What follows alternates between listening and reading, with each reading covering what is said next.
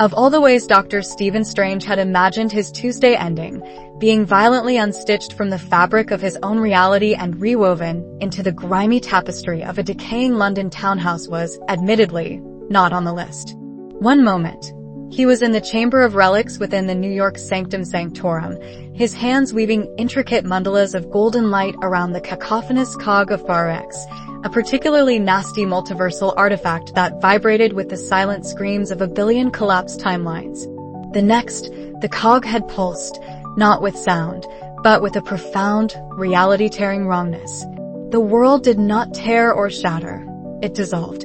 Strange felt his physical form, his astral self, and the very concept of his existence being pulled through a pinhole of space-time so infinitesimally small it shouldn't have been possible. The journey was a symphony of agony. He experienced the birth of a star and the death of a god in the same nanosecond. He tasted the color blue, heard the scent of ozone, and felt the crushing weight of a dimension made entirely of regret. Then, as abruptly as it began, it ended. Gravity reasserted itself with the rude finality of a dropped anvil. Crack boom. He slammed through something solid, old timber. He registered with a distant part of his surgeon's mind and landed in a jarring heap on a dusty floor. A shower of plaster, splintered wood, and a fine gray powder that smelled of age and decay rained down upon him. The cloak of levitation, ever the dramatic accomplice, billowed out around him, cushioning the final impact and then settling with a resentful rustle, as if deeply offended by the lack of decorum. Strange lay there for a long moment, the world swimming back into focus. The ceiling above was now a jagged maw of lath and plaster, revealing the shadowed floorboards of the room above. The air was thick with the scent of damp, ancient dust, and something else, something metallic and faintly cloying, like old blood. He pushed himself up onto his elbows, his every muscle screaming in protest. His blue tunic was torn at the shoulder and smeared with grime. Well, he muttered to the empty air, his voice hoarse, that's one way to redecorate. He wasn't in empty air for long. The sound of his arrival had been anything but subtle. The door to the long, gloomy hallway he'd crashed into was thrown open, and the room was suddenly filled with people. And sticks. They were all holding slender sticks of wood, pointed directly at him. His first coherent thought was, am I in a LARPing convention? A man with a scarred face, a chunk missing from his nose, and a startlingly blue, whizzing magical eye that was fixed squarely on him, limped forward. Don't move, you, he growled, his voice a gravelly bark. Identify yourself. How did you get through the wards? Beside him stood a man with a gentle, tired face and sandy hair threaded with gray, his expression one of weary caution rather than outright aggression. A younger woman with spiky, bubblegum pink hair stumbled on the rug behind them, her own stick held in a slightly less steady hand. And bringing up the rear was a plump, flustered-looking woman with fiery red hair who looked less like she wanted to fight him and more like she wanted to scold him for tracking dirt all over her floors. Strange slowly, deliberately, rose to his feet. He brushed a piece of plaster from the eye of Agamotto hanging around his neck, the movement slow and precise. He was assessing them as much as they were assessing him. Their stances were rigid, trained. The sticks, wands, he supposed, how quaint, were held with purpose. This wasn't a game. My apologies for the unannounced entrance, Strange said, his voice regaining its familiar, measured baritone. He gave a theatrical wince as he stretched his back. Dimensional transit can be a bit bumpy. You wouldn't happen to have a directory for the local sanctums, would you? I seem to have misplaced my own reality. The man with the magical eye, Mad-Eye Moody, though Strange didn't know it, let out a humorless snort. Sanctums? Reality? He's spouting nonsense. A Death Eater trying to confuse us. He must have used a portkey of some kind. His clothes, Alastair, the weary-faced man, Remus Lupin, murmured, his eyes sharp and intelligent. I've never seen ropes like that. And he has no wand. Strange allowed a small, condescending smile to touch his lips. Wands, he said, the word dripping with amusement. Charming. Like training wheels for the mystic arts. I assure you I have no need for such primitive foci. He flicked his wrist.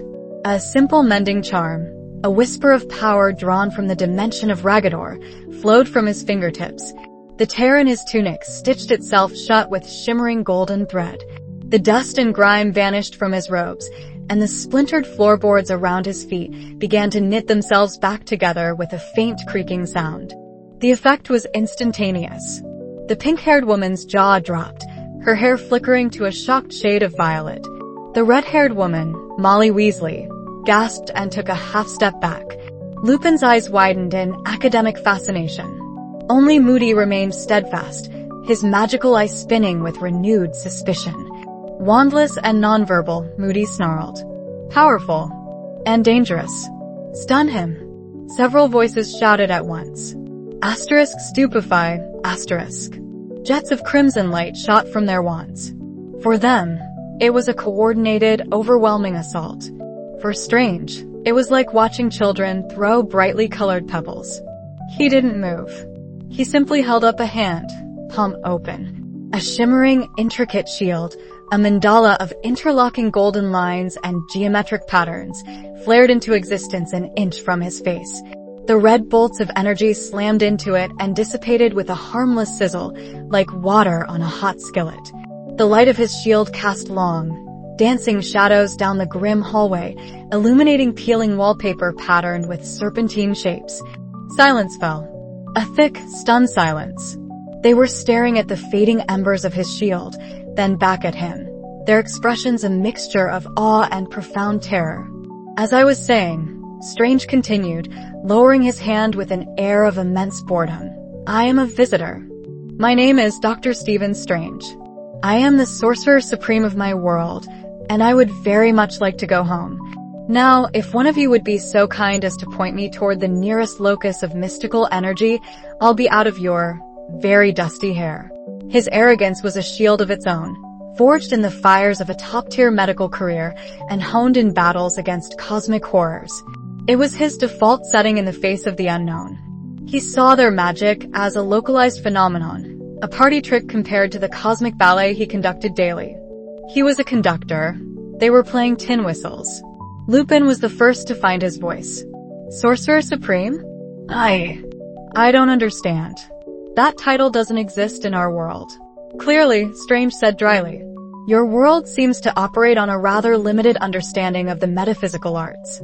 He took a step forward, and they all flinched, wands tightening in their grips. Look, I have no quarrel with you or your interior decorating committee. I was handling a delicate artifact. There was a multiversal backlash, and I ended up here. An accident. A very, very annoying accident. He began to pace, his senses extending outwards. He was trying to get a feel for this place, this reality. The magic here was strange. It wasn't the clean, humming power of the dimensions he drew upon. It was wild, chaotic, and deeply ingrained in the very fabric of the world. It felt ambient, like background radiation. It made the air thick, making his own precise manipulations feel like trying to perform surgery wearing oven mitts. He tried to reach out, to feel the familiar thrum of the Sanctum Sanctorum, the connection that bound him to his role and his power. Nothing. There was only static. A cold, terrifying wall of nothing. He was well and truly alone. The realization settled in his gut like a block of ice, but his face remained a mask of detached confidence. There are no wards I know of that could be broken like that, Lupin said, more to Moody than to Strange. Not even Voldemort. Don't say the name. Molly Weasley hissed, her face pale. Strange stopped pacing, his head tilting. Voldemort? Is that the name of your local boogeyman? A rival warlock, I presume? Big hat, bigger ego. His flippancy was met with stony glares. The name had sucked the air from the room, replacing it with a palpable fear that was far more potent than their stun spells had been. Strange filed the information away. This Voldemort was a serious matter to them. He closed his eyes, focusing inward, pushing past the irritating static of the world's ambient magic. He needed a landmark, an anchor. Something to tell him where and perhaps when he was. He extended his astral senses, letting his perception drift through the house. He felt the layered charms of concealment clinging to the building like ivy, clever, but ultimately superficial. He sensed the lingering grief and anger staining the walls, the echoes of a family's downfall. He felt the nervous energy of the people before him, the grim determination, the sorrow. And then he felt something else. It was a void. A chilling, horrific null space in the vibrant tapestry of the astral plane. His eyes snapped open. It wasn't a loud presence. It was the opposite. It was a patch of absolute, soul-deep silence in a world that should have been humming with life.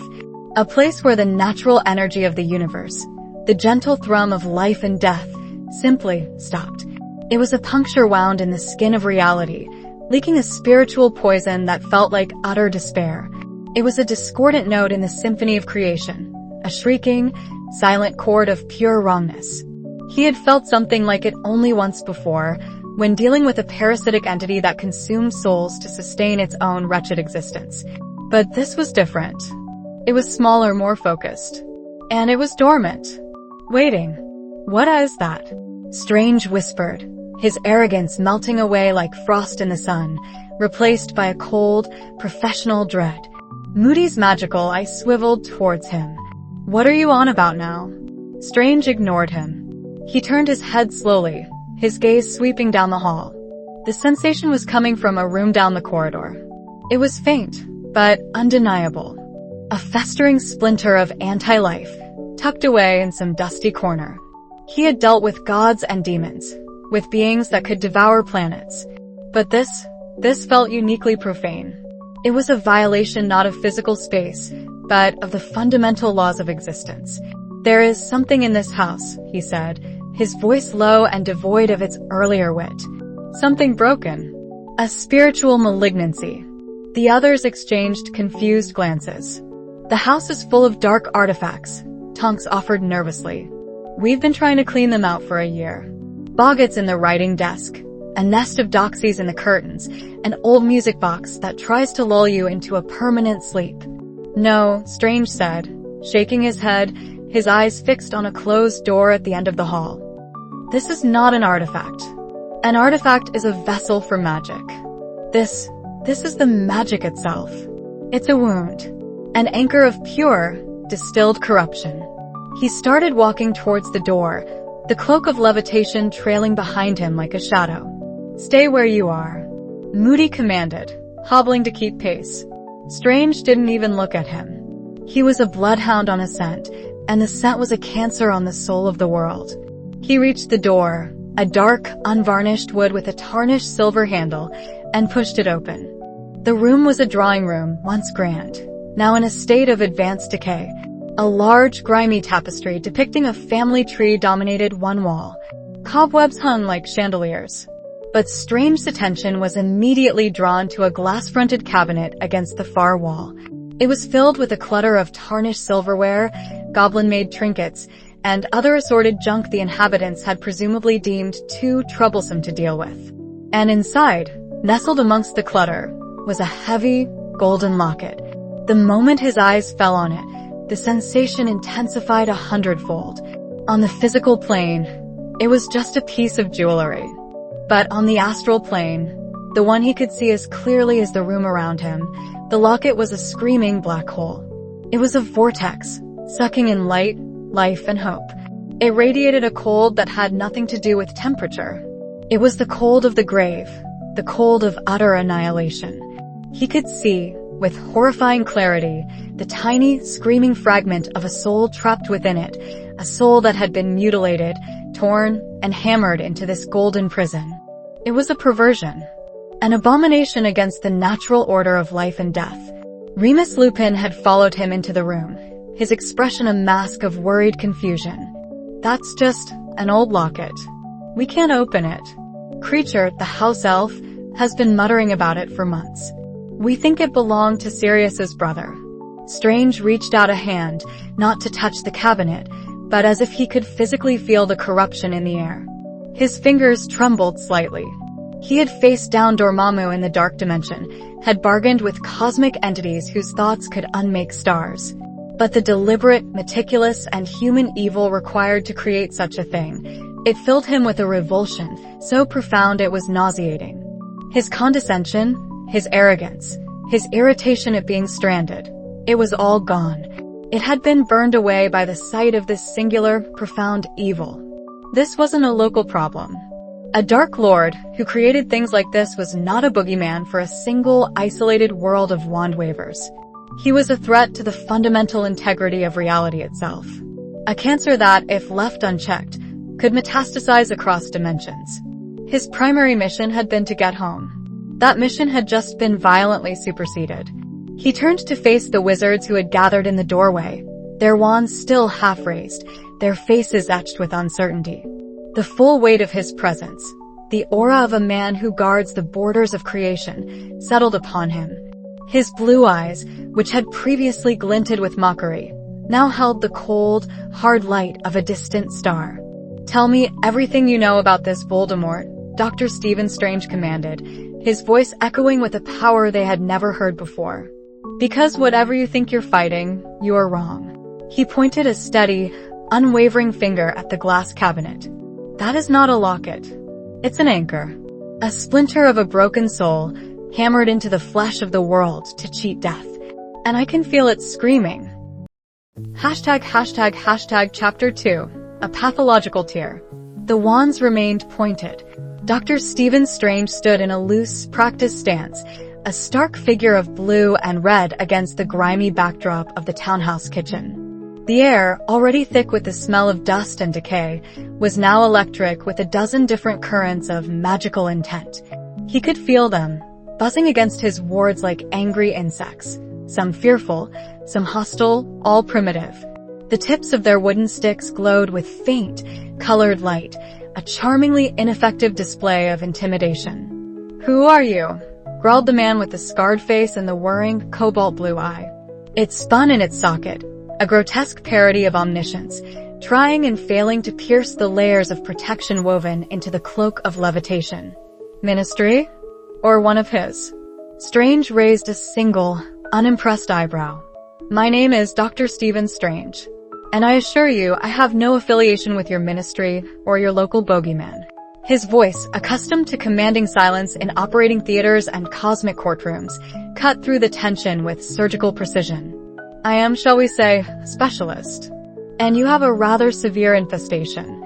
He gestured with his head toward the drawing room, from which the cloying, spiritual rot of the locket still pulsed. The assembled wizards and witches exchanged uneasy glances. The young woman with the bubblegum pink hair, Tonks, lowered her wand slightly. The weary-looking man beside her, Lupin, kept his steady, his gaze analytical. "An infestation of what?" Lupin asked, his voice a low, sensible rasp. "A pathological tear in the fabric of a soul," Strange stated plainly, as if diagnosing a common ailment. "A piece of a man, severed and stuffed into a trinket like a morbid message in a bottle. It's radiating a contagion of despair that is actively corrupting the space around it." Silence. The whirring of the prosthetic eye was the only sound. It was clear his words, while English might as well have been a dead cosmic language. They understood soul as a concept, a thing to be saved or damned. He understood it as a quantifiable, energetic component of a sentient being, something that could be measured, warped, and, in this case, hideously fractured. Before Moody could erupt with another accusation, the kitchen door swung open. An ancient man entered, his presence washing over the room with an aura of profound calm that momentarily dampened even the locket's malevolence. He was tall and thin, with a silver beard of comical length tucked into his belt. His half-moon spectacles perched on a long, crooked nose, and his blue eyes, though ancient, twinkled with a light that seemed both kind and impossibly knowing. This, Strange instantly recognized, was the nexus of this world's power. This was Albus Dumbledore. "Alastair, my dear boy, I do believe our guest is unlikely to be a Death Eater," Dumbledore said, his voice mild but carrying an indisputable authority. The wands, one by one, were lowered. Moody grumbled but complied. They tend to announce themselves with a great deal more green light and a distinct lack of sartorial flair. Dumbledore's gaze settled on Strange, and for the first time, the sorcerer felt a flicker of something other than condescension. This man's eyes didn't just see him. They perceived him, acknowledging the power coiled beneath his skin without fear or awe, but with a deep academic curiosity. "Dr. Stephen Strange," Dumbledore said, his tone one of pleasant discovery. "A doctor of what, may I ask?" "Philosophy? Antiquities? Medicine originally. Metaphysics by necessity," Strange replied, the cloak settling proprietarily on his shoulders. "And you are Albus Dumbledore. I sense your influence woven through the very foundations of this place. You are the eye of this particular magical storm." "A humble headmaster, I assure you," Dumbledore said with a gentle smile, though his eyes held no such humility. "But I find myself, as you so astutely observed, at the center of a rather blustery conflict. You mentioned a pathological tear." Strange nodded, his attention drawn back to the greater issue. "The locket in the other room. It's an anchor." Dumbledore's genial expression tightened almost imperceptibly. "An anchor," he repeated, the words tasting like poison. "Perhaps this is a conversation best had in a more private setting. If you would be so good as to accompany me, Doctor?" He turned, not waiting for an answer, and walked toward the fireplace. Strange, intrigued despite himself, followed. Moody made to protest, but a single look from Dumbledore silenced him. "Stay here," the old wizard commanded his order. "And for goodness sake, do not touch the locket." Dumbledore took a pinch of fine powder from a jar on the mantelpiece and tossed it into the grate. Emerald flames roared to life with a soft whoosh, licking at the soot-stained bricks but producing no heat. "A rudimentary transport network," Strange observed, analyzing the flaring energy signature. "Crude, but effective, I suppose." "The Floo network has its charms," Dumbledore said, stepping into the green inferno without so much as flinching. "Hogwarts headmaster's office." With a roar, he vanished. Strange hesitated for a fraction of a second. This was a deliberate display of trust, or a trap. Either way, it was a challenge. He stepped into the flames, this strange, pulling sensation a far cry from the clean, geometric precision of his own portals. It was a chaotic, dizzying rush, like being flushed through the arteries of the world itself. He emerged, stumbling only slightly, into a vast, circular room lined with towering bookshelves. The walls were adorned with portraits of stern-looking men and women, all of whom were now murmuring and peering down at him. A magnificent crimson and gold bird on a perch let out a musical trill, and delicate, spindly silver instruments whirred and puffed smoke on various tables. Dumbledore was already standing by his desk, a dish of lemon-colored sweets in his hand. "Lemon drop," he offered. "No, thank you," Strange said, brushing a fleck of soot from his tunic. He took a moment to center himself, pushing past the disorientation of the travel and the ambient wild magic of the castle. It was everywhere, thick and untamed, making the air feel heavy. This castle, the magical saturation is extraordinary. It's like a battery that has been charging for a millennium. "Hogwarts has seen its share of magic," Dumbledore agreed, placing a lemon drop in his mouth. "Now, Doctor, you spoke of the locket. You saw more than just dark enchantment. You used the term soul." Strange paced the room, his mind racing.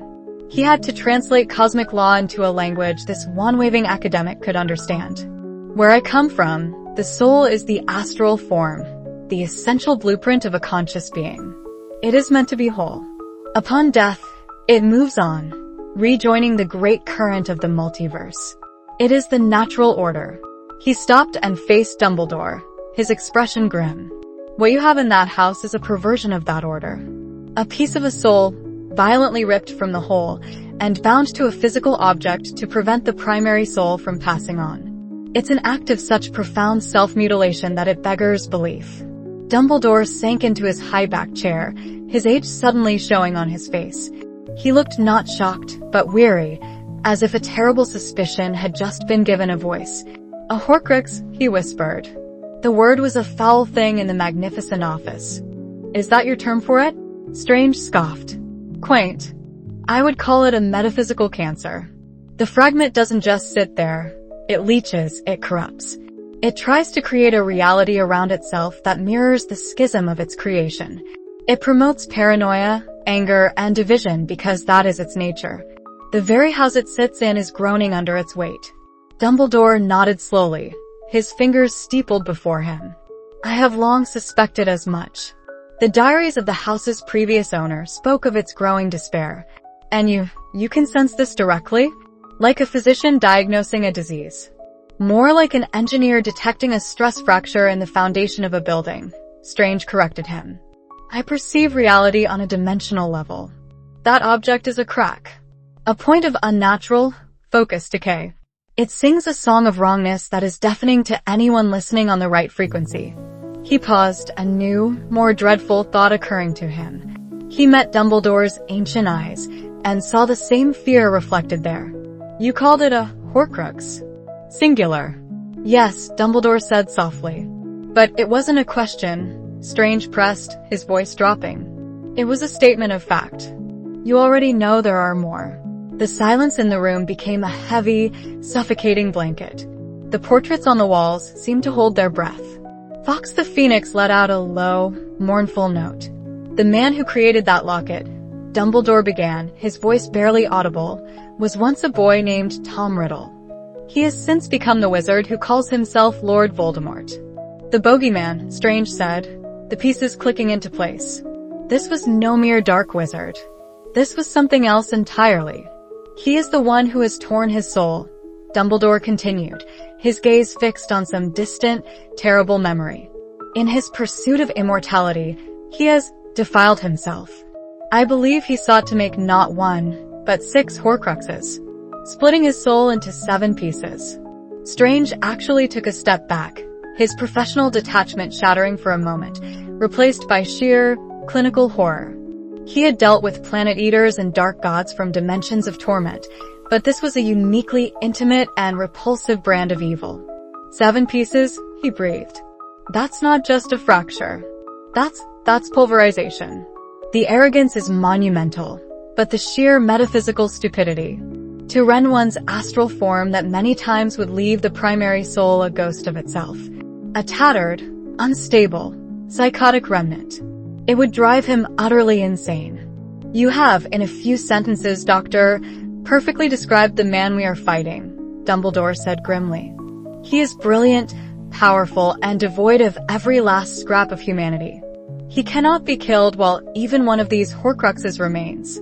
Strange ran a hand through his hair, the silver at his temples catching the light from the enchanted windows. He had been ripped from his reality, separated from the Eye of Agamotto and the Sanctum Sanctorum, and dropped into a world whose magic was like a child's finger painting compared to his own. And yet, this child had managed to create a weapon, a defense, of such conceptual sickness that it threatened the very integrity of this plane. Voldemort wasn't just a threat to the people here, he was a blight on the natural laws of existence. A walking, talking paradox that needed to be resolved. His mission was no longer simply to get home. His mission, as a protector of reality, had just been redefined. We have destroyed one, Dumbledore said, pulling him from his thoughts. A diary. I have another in my possession, a ring. That locket is the 3rd we know of. But the others, their identity and location are a mystery. Then we must find them, Strange declared, his voice regaining its command. This, Voldemort. He cannot be allowed to exist. A being so fundamentally broken is a threat to more than just your world. Such violations have a way of echoing through the multiverse. Dumbledore watched him, his expression unreadable. You would help us? My motives are not entirely selfless, Strange admitted, striding back towards the desk. This reality is unstable. The ambient magic makes my own work more difficult, more unpredictable. Your Voldemort is a focal point of that instability. Eliminating him is the most logical step to restoring balance and, frankly, increasing my chances of finding a way home. So yes, I will help you excise this cancer. You will hunt, and I will be your diagnostic tool. He placed his hands flat on Dumbledore's desk, leaning forward. The cloak billowed slightly behind him. But this will be an alliance, not an apprenticeship. I require all of your knowledge. Every memory, every scrap of research you have on this Tom Riddle. I need to understand the pathology before I can treat the disease. A slow smile spread across Dumbledore's face. It was the smile of a chess master who had just been handed a piece he never knew existed, a piece that could change the entire board. An alliance, he agreed. A reasonable, if somewhat transactional, arrangement. I have been collecting such memories for some time now. However, knowledge of the past is only useful if one understands how it was obtained. He stood and walked toward a shallow stone basin that sat in a black cabinet against the wall. The basin was filled with a substance that looked like liquid silver, swirling and eddying with its own light. Ethereal, wispy thoughts drifted on its surface. I can tell you about Tom Riddle, Dumbledore said, his voice taking on a teacher's cadence. But it is often better to see for oneself.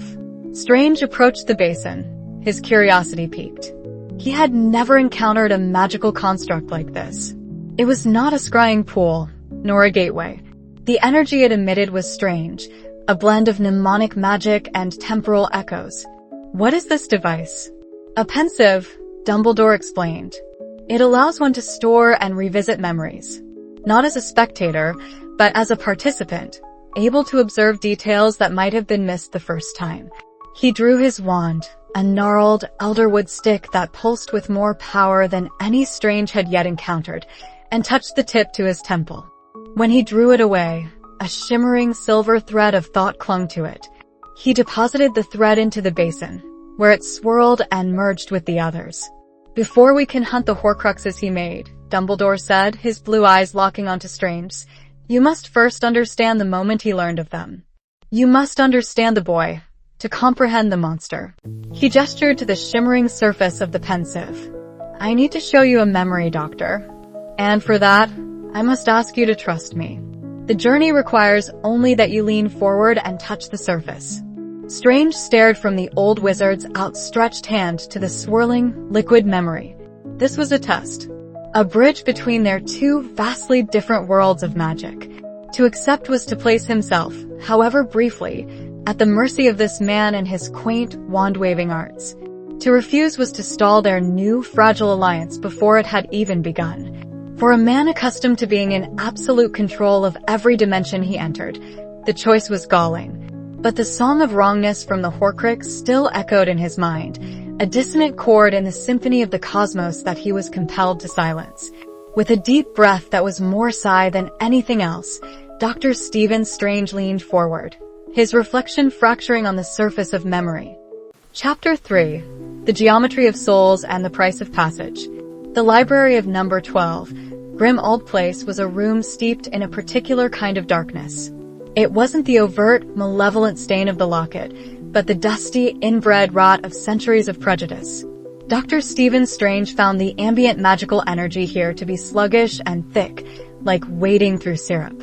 He stood before a tapestry depicting the Black family tree, its threads humming with ancient, spiteful enchantments.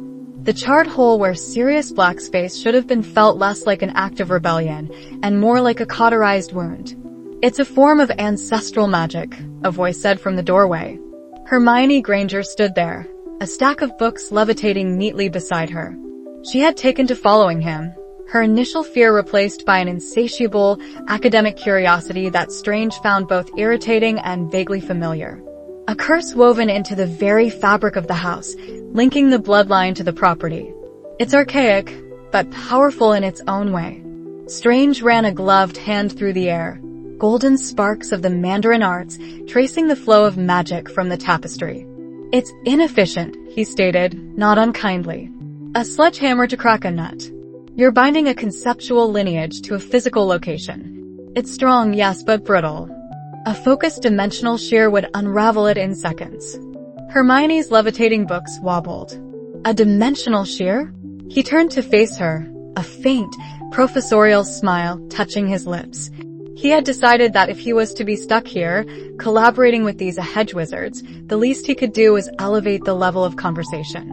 Dumbledore was a formidable intellect, but his understanding was rooted entirely in this world's paradigm. The girl, however, was different.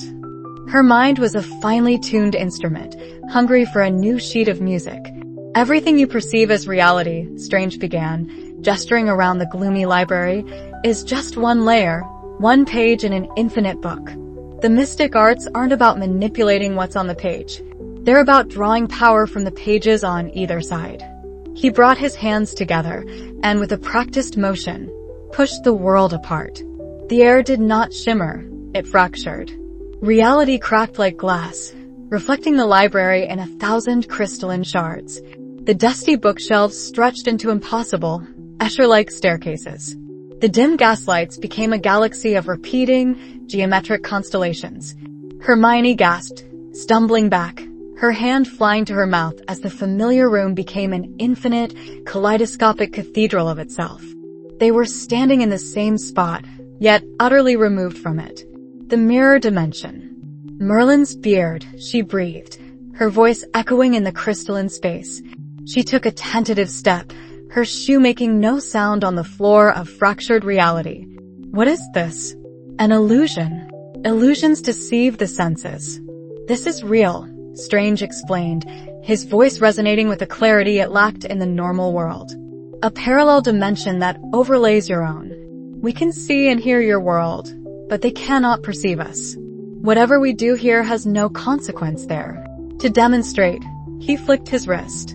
A section of a spiraling bookshelf shattered into a million glittering pieces, which then swirled and reformed as if nothing had happened. Hermione's eyes, wide with a mixture of terror and utter fascination, darted everywhere. She wasn't just looking, she was analyzing. So, the energy you use, it doesn't come from within like ours. A common misconception, Strange said, pleased she had grasped the core concept so quickly. Wizards, as you call them, possess an internal reservoir of power.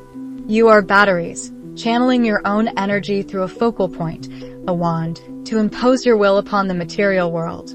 It's impressive, a testament to the sheer force of life. He held up his own hands, intricate rings of golden light forming around his wrists. We are not batteries. We are conduits. We learn the language of the cosmos, the sacred geometries, and ask for power to be lent to us. We draw from dimensions like this one, or the dark dimension, though that is forbidden. We borrow energy to reshape reality itself.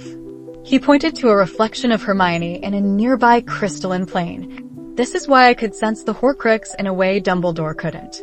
He sees its effects on your world, the dark magic, the curse scar.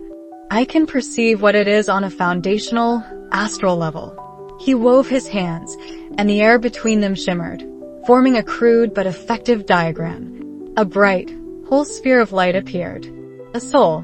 Normally whole, unified, existing in perfect concert with the physical body.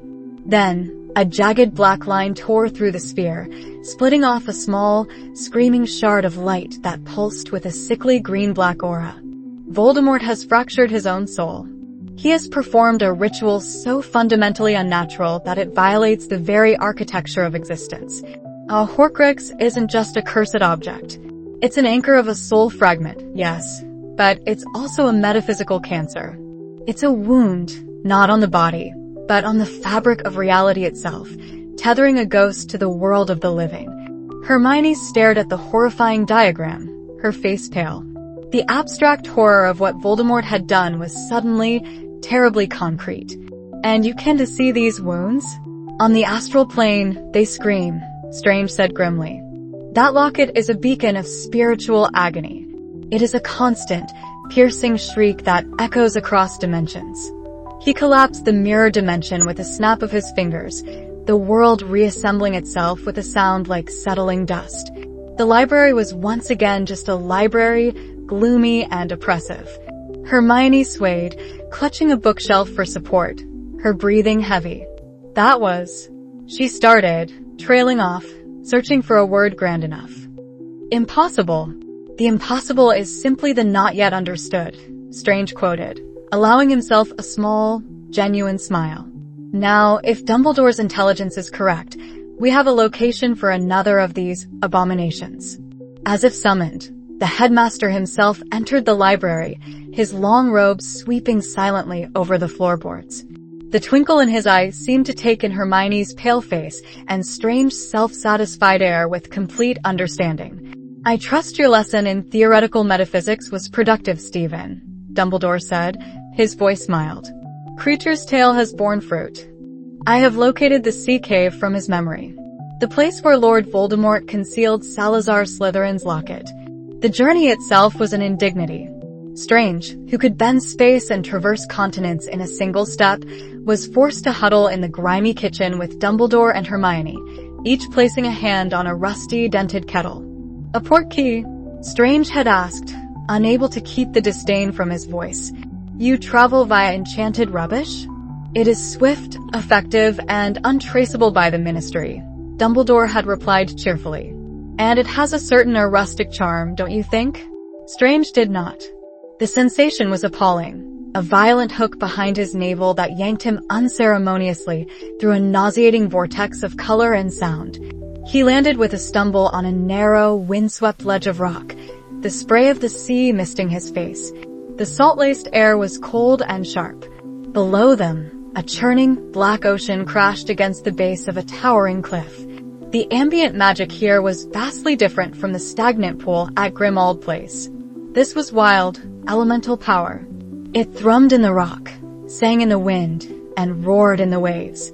It made the air crackle, and Strange found his own control over the mystic arts felt slippery. The precision he was used to required more concentration, as if he were trying to perform surgery in the middle of a hurricane. Voldemort chose his location well, Dumbledore observed, his voice nearly lost to the wind.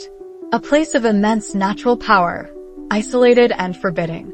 He gestured towards a dark fissure in the cliff face, barely visible against the black rock. The entrance. As they approached, Strange felt the wards. They were complex, layered with spells of concealment, repulsion, and a particularly nasty curse that induced terror in the unworthy. To his senses, they appeared as a thick, viscous membrane of dark purple energy.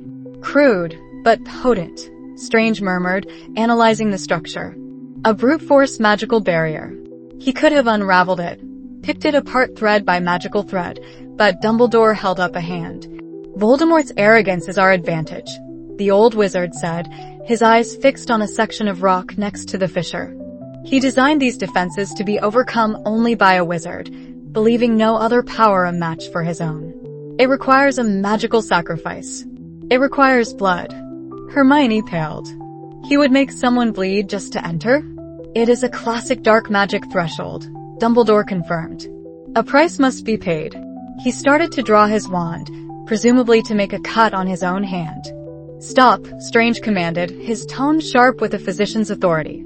"There's no need for such barbarism." He stepped forward, his fingers glowing with golden energy. He could easily fool the ward, presenting it with a simulacrum of life force, a perfect mimicry of a blood offering without any actual harm. But Dumbledore's gaze was firm. "The magic must be honored, Stephen. Its rules, however distasteful, must be followed. Attempting to trick it may trigger unforeseen defenses." Strange saw the logic in it, however much he disliked it. This was not his dimension, not his magic. He was a guest, and a guest did not redesign the host's plumbing. "Fine," he conceded. "But we'll do it my way." He held out his hand, palm up. With his other hand, he conjured a tiny, razor-thin scalpel of pure energy. He made a minuscule incision on Dumbledore's outstretched palm, a cut so fine it barely welled a single drop of blood. Then, he placed his own fingers over the tiny wound. He didn't heal it. Instead, he drew upon the mystic arts, amplifying the concept of the sacrifice. He magnified the magical signature of that single drop of blood 1,000-fold, creating an offering of immense potency from a wound that was little more than a paper cut. The purple ward membrane before them hissed and recoiled as Dumbledore pressed his hand to the rock. The single, amplified drop of blood satisfied its ancient, thirsty magic. The fissure widened, revealing a dark, echoing tunnel leading into the heart of the cliff. "Remarkable," Dumbledore murmured, looking from his barely marked hand to Strange. "Power with precision. A surgeon's touch indeed." Inside, the cave was vast and cathedral-like. A great, black lake stretched before them, its surface as still and glossy as obsidian. In the center of the lake, a faint greenish light pulsed from a small, rocky island.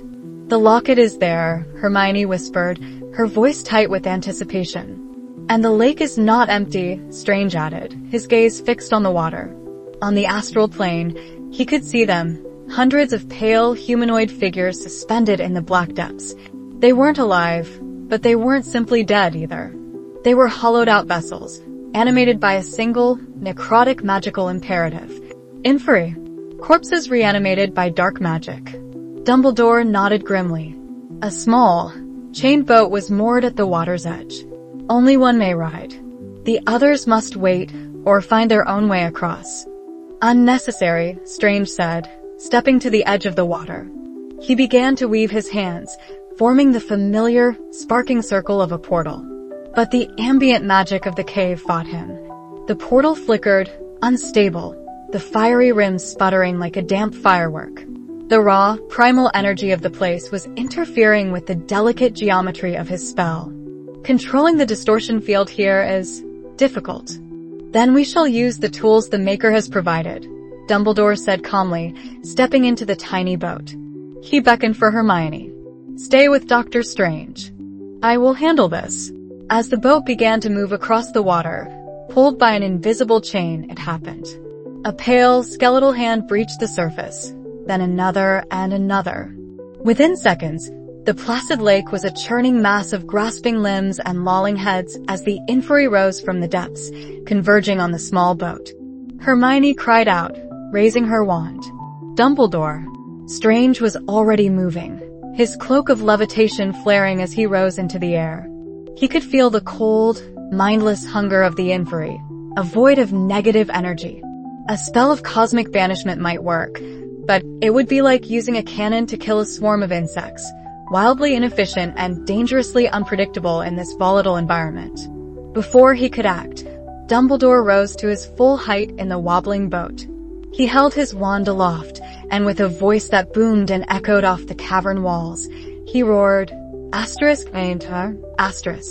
It was the most terrifying and magnificent display of channeled magic Strange had ever witnessed. A torrent of living flame erupted from the tip of Dumbledore's wand. It was not mere fire. It was fire with a soul, an elemental consciousness of pure destruction. It took the form of a gigantic serpent, then a chimera, then a dragon, roaring as it swooped across the surface of the lake. The inferi recoiled, their desiccated bodies turning to ash in the face of the incandescent heat. The sheer, raw power was staggering. It wasn't elegant. It wasn't precise. It was a sledgehammer, but it was a sledgehammer that could shatter a mountain. From the shore, Hermione was not idle. She cast a powerful shield charm, a shimmering blue dome that deflected a spray of cursed water an Inferius had flung towards them. Then she followed it with a concussive blast that sent a cluster of the creatures reeling back into the depths. Practical, powerful, effective. In that moment, watching the old man command a sentient inferno and the young woman defend their position with textbook efficiency, Strange felt a profound and humbling shift in his perspective. He had viewed their magic as quaint, a set of parlor tricks. He was wrong. It was a force of nature, wielded with a courage and focus he had underestimated. His own arts were about manipulating the fundamental laws of the universe. Theirs was about survival, about channeling the very essence of their will and emotion into a focused, tangible defense against the darkness. It wasn't lesser, it was simply different. It was the magic of a people at war. By the time Dumbledore's boat reached the central island, the lake was quiet again, the air thick with the smell of ozone and ash. Dumbledore looked tired, the great spell having taken a clear toll, but he was unharmed. Strange and Hermione flew across to join him, Strange's cloak carrying them both. The island was small, dominated by a large stone basin filled with an emerald green, glowing potion. At the bottom of the basin, shimmering faintly, was the locket. Another elegant piece of work from our Lord Voldemort, Dumbledore said, his voice strained. The potion cannot be drained or vanished. It must be drunk. Strange stepped forward, his hands glowing as he scanned the liquid. The magical signature was vile. It wasn't a poison meant to kill the body, but to corrode the soul. This concoction is infused with despair. It induces extreme paranoia, fear, and regret. It forces the drinker to confront their absolute worst memories and deepest pains. It's a psychological acid. As a doctor, he was appalled. As a sorcerer, he was impressed by its sheer cruelty. Hermione looked horrified. Who would drink that? I will, Dumbledore said simply. He looked at Strange, his blue eyes clear and devoid of any doubt. You must force me to keep drinking, even if I beg you to stop. Hermione, you will be ready to fend off any inferi who might have survived. Once the basin is empty, we take the locket and leave. Is that understood? No, Strange said, his voice dangerously quiet. The arrogance was gone, replaced by the cold fury of a physician witnessing a patient about to deliberately poison himself. Absolutely not. There are other ways. I can siphon the liquid into a pocket dimension. I can neutralize the magical properties. You cannot. Dumbledore interrupted, his tone gentle but unyielding. This magic is a contract bound by Voldemort's intent. The price for the locket is suffering. If we try to cheat it, the locket may be destroyed or rendered unreachable. It is a sacrifice I have long been prepared to make. This isn't a sacrifice. It's ritualistic suicide. Strange snarled, taking a step towards the basin. I am a Dr. Dumbledore. I took an oath to do no harm. I will not stand by and watch you willingly destroy your own mind.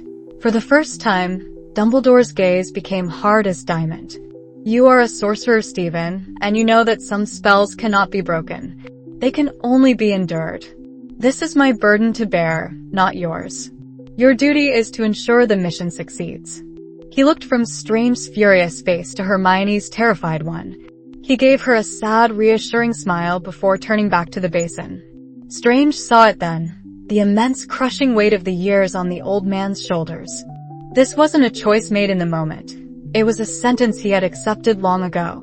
It was a strength born not of cosmic knowledge, but of love and loss. And with a hand that did not tremble, Albus Dumbledore lifted the crystal goblet from the basin. Here is Chapter 4 of the Sorcerer of Grimmauld Place. Chapter 4. The air in the sea cave was a tangible thing. A suffocating blanket woven from cold, salt, and ancient despair. It clung to the lungs, each breath a sip from a well of misery. Water lapped against the jagged black rock of a central island, the sound echoing with a mournful rhythm in the vast, vaulted chamber. In the center of the island, a stone basin glowed with an emerald light so virulent it seemed to burn the very darkness around it, casting long, skeletal shadows that danced like specters. He knows we're here, Hermione whispered, her voice tight, her wand held so firmly her knuckles were white. The inferi, dozens of them, had been dealt with, a terrifying combination of her and Ron's raw, explosive spellfire and Strange's precise, severing eldritch whips that had carved through the undead horde with chilling efficiency. He has known since we breached the first of his puerile wards, Dr. Strange replied, his tone deceptively calm. He stood with his hands clasped behind his back, the eye of Agamotto cool against his chest. He wasn't looking at the glowing basin, but at the fabric of the space around it. To him, the cave was more than rock and water. It was a tapestry of deliberate, malignant magic. This entire location is a node of necrotic energy, a festering wound deliberately carved into the ley lines of this planet. Crude, but undeniably potent. Dumbledore's gaze, magnified by his half-moon spectacles, was fixed on the basin. The potion within must be drunk to reveal the locket. A test of resolve, designed to weaken any who would dare seek his soul. A test he will not allow us to take, Harry Potter said, his scar a livid red against his forehead. He flinched, his eyes darting toward the cave's entrance. He's coming. The shift was instantaneous. The oppressive cold deepened, plunging past discomfort into a physical, soul-deep agony. The gentle lapping of the water ceased, frozen mid-motion. A silence fell, so absolute it was louder than a scream. Then, with a crack that shattered the stillness like a whip strike against reality, he was there. Lord Voldemort stood at the edge of the island, a specter of white skin and scarlet eyes, his serpentine features twisted into a mask of regal fury. The air warped around him, bending to the sheer gravitational pull of his corrupted soul. He did not look at Dumbledore, his old nemesis, nor at Harry, the boy who was his fated undoing. His alien, inhuman gaze locked directly onto Dr. Stephen Strange. "So," Voldemort hissed, his voice a sibilant echo that seemed to emanate from the walls themselves. "The little sorcerer who fell from the sky. Dumbledore, you have found yourself a most unusual pet." Strange met the Dark Lord's gaze without flinching. In the astral plane, visible only to him, Voldemort was a horrifying sight, a gaping, screaming void in the shape of a man, surrounded by the tattered, weeping filaments of a soul torn to shreds. It was a cancer of the spirit, a perversion so profound it made Strange's stomach clench. "I am no one's pet," Strange stated, his voice ringing with an authority that momentarily silenced the cave. He let a sliver of his own power flare, the air around him shimmering with orange, geometric sparks. "And you are an abomination against the natural order. A flaw in the code of reality that needs to be deleted." Voldemort's thin lips peeled back in a smile devoid of all warmth. "Such grand words. Your parlor tricks are impressive, I will admit. They hum with a power that is foreign. Tell me, sorcerer, which dimension do you borrow from? I would very much like to know its name." Before anyone could react, Voldemort's wand was in his hand. Asterisk Avada Kedavra, asterisk. A bolt of blinding green light, the color of pure death, erupted from his wand. It wasn't just a spell. Strange could perceive it as a focused wave of absolute negation, a command that simply instructed reality to end for whatever it touched. Hermione screamed a warning, but Strange was already moving. He didn't erect a shield, he simply opened a portal. A swirling, shimmering circle of sparks appeared a foot in front of him.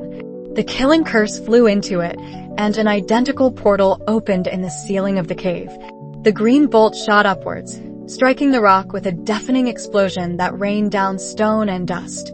Voldemort's eyes widened, a flicker of genuine surprise crossing his features. "Clever." Dumbledore seized the opening.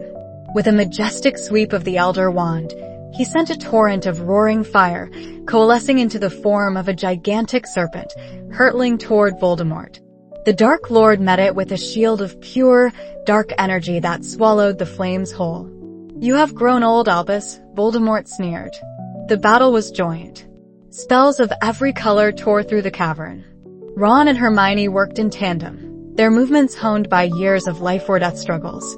A stunning spell from Ron was parried by Voldemort with a contemptuous flick, while Hermione's cutting curse was absorbed by his billowing black robes as if they were made of shadow. Harry, fueled by a righteous fury, sent a volley of disarming and blasting curses, each one deflected with impossible speed. They were hopelessly outmatched. Voldemort was a force of nature, his magic a hurricane against their candlelight. Strange observed for a critical second, his mind processing the magical dynamics at play. Wizarding magic was, as he'd theorized, an internal, channeled force.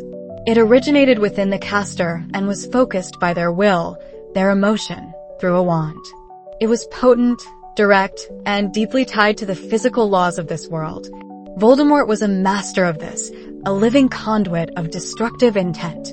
His own power was different. He drew upon external, cosmic forces, bending reality to his will. But here, in this magically saturated environment, his spells felt sluggish. The ambient, chaotic magic of the cave created a kind of static, a friction against the precise geometries of his own art. It was like trying to perform surgery in a centrifuge. "Your turn, sorcerer," Voldemort hissed, turning his full attention to Strange. He unleashed a curse Strange had never seen, a bolt of viscous purple energy that seemed to unmake the air it passed through. Strange's hands blurred, weaving intricate patterns in the air. A Tal Mandala, a shield of crackling orange energy, materialized before him. The purple curse slammed into it, and the shield buckled, groaning under the strain. Cracks spiderwebbed across its surface. This was wrong. A simple shield should have held. Voldemort's magic, born of this reality, had a home field advantage. It was a native predator, while Strange was an invasive species. With a final push, Voldemort's curse shattered the mandala. Strange was thrown back, skidding across the slick rock. "Your power has no root here," Voldemort gloated, advancing slowly. "You are a phantom, a ghost of a power that does not belong. I, on the other hand, am this world's magic. I am its master." Strange pushed himself to his feet, his mind racing. Voldemort was right. He couldn't win by simply overpowering him with foreign energy. He was trying to fight a tidal wave with a flamethrower. Useless. He needed a different approach. He needed to use the opponent's weight against him. He needed an anchor. He looked at Dumbledore, who was engaging Voldemort again, their wands a blur, light and shadow locked in a deadly dance. He saw Harry, Ron, and Hermione, their faces grim with determination, ready to die for each other and their world. Their courage, their connection. It was a tangible force, an energy source. The realization struck him with the force of a physical blow. He had been a fool. An arrogant, brilliant fool. He had seen their magic as primitive because it was tied to emotion, to the self. But that was its greatest strength. It was rooted, grounded. His own power was abstract, conceptual, drawn from 1,000 different sources. Theirs was a single, pure, concentrated channel. He couldn't fight on his terms. He had to fight on theirs. Dumbledore. Strange's voice cut through the din of battle. "I need a conduit. A way to channel my power through your magic, not against it." Dumbledore's eyes, ancient and knowing, met his for a fraction of a second. There was no confusion, only a swift, startling understanding. "Harry, the boy is the key. Of course. The prophecy. The connection." Harry's entire existence was an anomaly of magical physics, a living bridge between Voldemort's power and the ancient, protective magic of love. Voldemort, distracted by this strange pronouncement, unleashed a wave of dark energy that threw Dumbledore back. He turned to Strange, his curiosity warring with his killing intent. "What foolishness is this?" "It's called collaboration," Strange said, a grim smile touching his lips. He raised his hands, the cloak of levitation billowing around him. "Something you would never understand." He stopped thinking in terms of mandalas and whips. He began to think like an engineer building a new kind of circuit. He began to weave a construct not of pure energy, but of pure concept. A multidimensional matrix, a framework of mystic geometry designed to accept and amplify a different kind of power. It shimmered into existence between him and Voldemort, a complex, rotating sphere of golden lines, runes, and interlocking circles, utterly silent and impossibly intricate. "Harry," Strange commanded, his voice imbued with the power of the Sorcerer Supreme. "Forget your spells. Focus on what you feel. Your anger. Your love for your friends. Your desperate need to protect them. Everything you are, everything you stand for, pour it into this matrix. Dumbledore, add your power. We will give it form." For a moment, Harry hesitated, confused. But then he saw Ron and Hermione, standing firm despite their terror, and he saw Dumbledore, rising to his feet, his face set. He understood. He closed his eyes, gripped his wand, and let loose the torrent of emotion inside him, the grief for Sirius, the fury at Voldemort, the fierce, burning love for the people who were his family. A stream of raw, incandescent scarlet light poured from his wand. It didn't fly at Voldemort. It flowed directly into Strange's golden construct.